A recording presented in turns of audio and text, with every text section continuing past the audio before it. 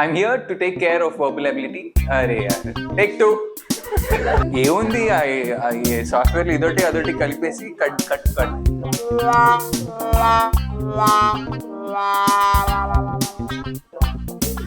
क्या समझ में आया? అమ్మా కొంచెం VFX గ్రాఫిక్స్ పెట్టి కొంచెం అందంగా చేయి. You're basically calling me Badsurat. Pack up. Hello, welcome back to our channel. My name is Anish from the Verbal Ability Department at Think Plus. And I am Grad's initiative to place you in your dream colleges. IIM Rohtak is one of those colleges and the exam is fast approaching.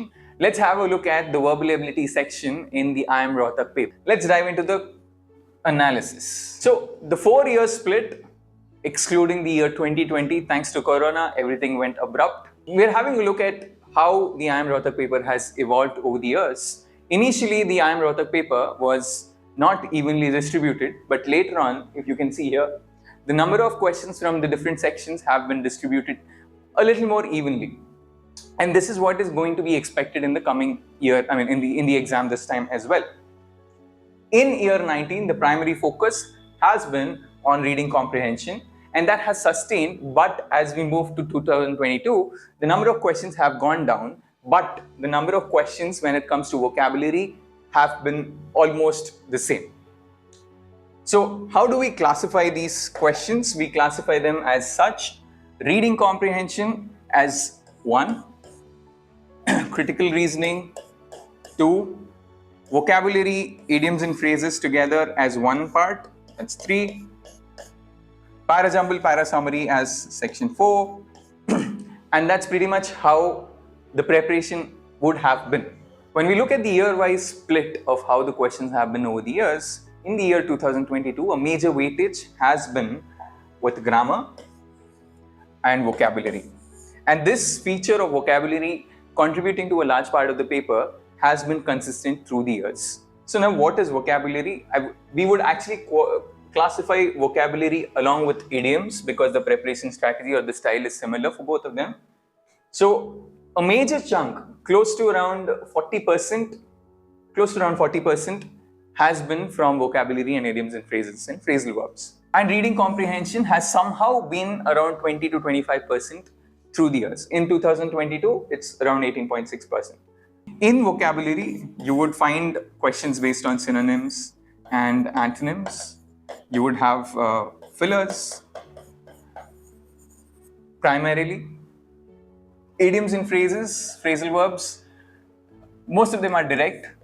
You would be given the idiom or phrase or the phrasal verb and you would have options.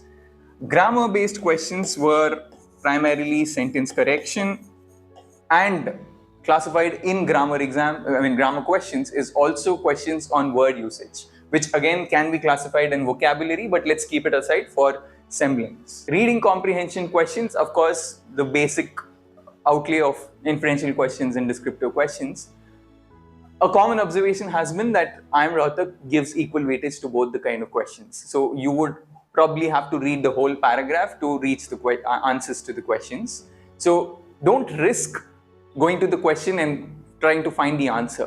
You will have to spend some time on reading the whole paragraph, the whole passage, and then probably spend some time on the questions. Moving to the year 2021, the number of questions in reading comprehension, the weightage has increased, and you could see that the vocabulary percentage has decreased. So let me draw your attention to this. The number of questions is 47 here, but actually the section has 40 questions. The additional 7 questions have been brought in from the logical reasoning section because we wanted to integrate them into the critical reasoning part.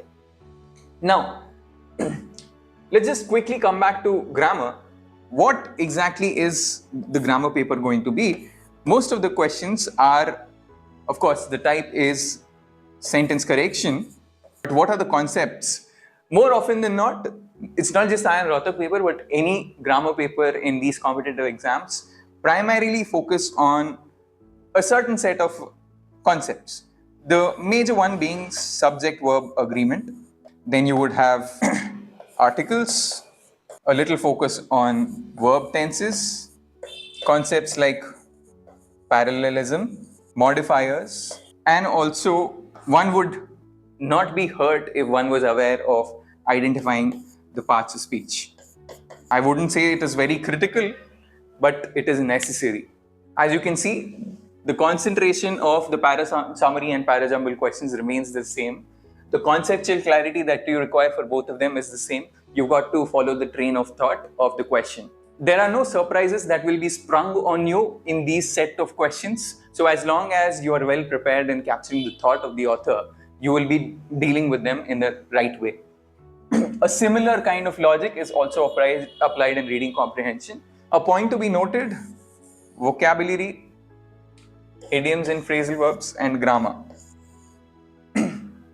These questions are what we have to tackle a cent per cent, and these are the questions that are going to take you very minimal time.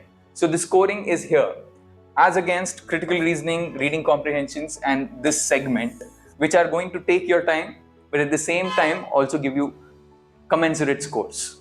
So it would be nice if you can focus on this first and then move to the other part of the question paper. Moving ahead, let's go to the year 2020. Like I said, this is a year that the world has gone through a lot of pain. So let's not take pain in talking about this year. Let's just move forward. The year 2019, as you can see, there is a lot of disproportionate spread across the question types and a lot of focus on vocabulary, like I said in the first slide. So as the years have moved, IIM Rohtak has evenly distributed its question types. A lot of questions from vocabulary, a lot of questions from reading comprehension. These two combined have catered to almost 60% of the paper. Very minimal focus on idioms, of course, that has been a common characteristic, and there are no para summary questions as such. So had this been 2019, a good focus on para jumbles plus reading comprehension would have worked, but now, as has been the trend, there is an even distribution. So a well-rounded preparation for verbal ability section is going to help you. If not, if your vocabulary is weak or if your grammar is weak, maybe you should focus more time on one of your strengths rather spending on places where you do not have confidence. The same as before, the number of questions is 46, whereas the actual number of questions in the section is 40. Reminding you again, the critical reasoning part, some questions come from the logical reasoning paper as well. So if you actually look at it, probably around 2 to 3 questions here are from the verbal ability paper. Having looked at 3 years, kicking out the year of Corona, let's just have a look at what the expected questions are going to be like. Like I have been saying since the start of the video, the distribution is going to be even.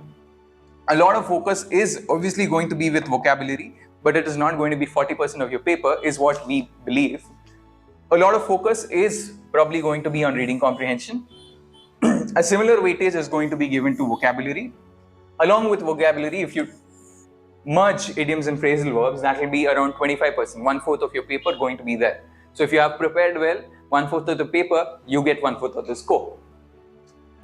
Grammar is around 20% of the questions, so that will be 10 questions, and para jumble, para summary together as a section will be around 12-13%, so that would amount to around 6 questions. Now, where do you focus to get a good score?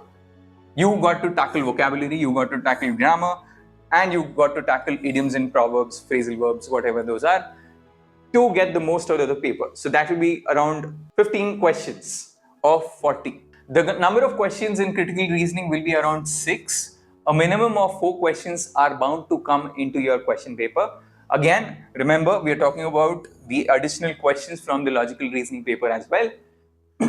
Reading comprehension will be around 11. Now, this is not a hard number. Remember, if you get around 4 to 5 questions per RC, and if you get around 2 or 3 RCs, that would amount to around 12 questions at max. We then move on to the para jumble, para summary part. You can safely assume that the number of questions, the mix of questions will be varying between them, but a minimum of 4 to 5 questions are going to be there for sure. So what will you do now?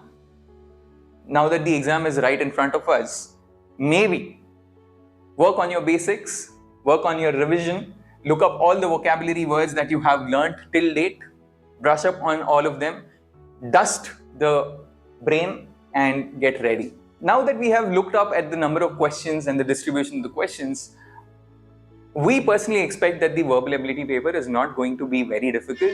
It will somewhere be between easy and moderate. So a very good strategy would be if you can capture all the low-hanging fruits first and then move on to the difficult questions later. Probably keep the toughest towards the end. So don't get stressed, don't panic, play to your advantages, play to your strengths, and come to a conclusion. Now that you know what to expect and where to expect the questions coming from, it's a good time to chill and recuperate before you go for the stressful exam. Verbal ability teacher. All the very best. Prepare well, do well. Hope all of you get a seat in IIM Rohtak. If not, there are many other colleges. So don't stress. You still have the IIM Indore paper. If you like our video, please like, share, subscribe, and also refer us to your friends. Hope to meet some of your juniors in our classes soon. Bye-bye.